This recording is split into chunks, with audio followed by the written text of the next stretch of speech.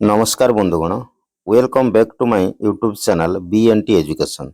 आसंतु आज एक नुआ अपडेट उपरे नजर पकाइबा जहाँकि रही ब्रेकिंग न्यूज बदलिब शिक्षा व्यवस्था लागू हैला एनईपी 2020 नेशनल एजुकेशन पॉलिसी।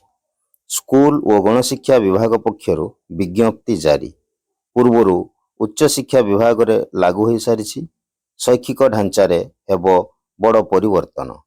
गणशिक्षा विभाग रे लागू हैला जातीय शिक्षा नीति 2020। 10+2 बदल रे एबे हबो 5+3+3+4 शैक्षिक ढांचा। बदलिब शिक्षा व्यवस्था देखंतु सेथिपई government of Odisha school and mass education department मध्यरु नोटिफिकेशन ऑलरेडी हे सारी जहाँकि रही notification number 1234 school and mass education date 15/1/2025। एथिरे स्पष्ट उल्लेख रही after careful consideration in the interest of strengthening the education system in the state the government is pleased to order that national education policy 2020 as issued by the Ministry of Education Government of India will be implemented in state of Odisha। अर्थात NEP 2020 रो कार्यक्रम आम राज्य ओडिशा रे खूब शीघ्र लागू होबो। एथिपई विभाग पक्षरु नोटिफिकेशन जारी करा जायछि।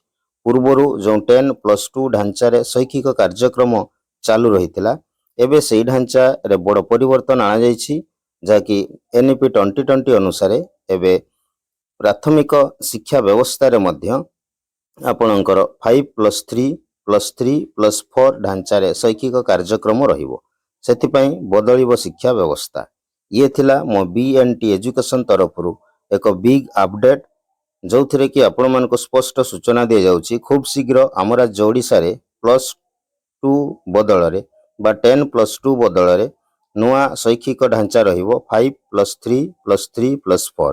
तेणु गणशिक्षा विभाग पक्षरु ऑलरेडी एक विज्ञप्ति प्रकाश करा जायछि जो थे कि शैक्षिक ढांचा रे परिवर्तन कथा स्पष्ट उल्लेख करा जायछि।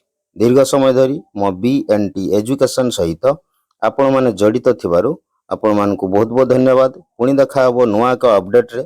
सेतेबेले पर्यंत विदाय। जय जगन्नाथ।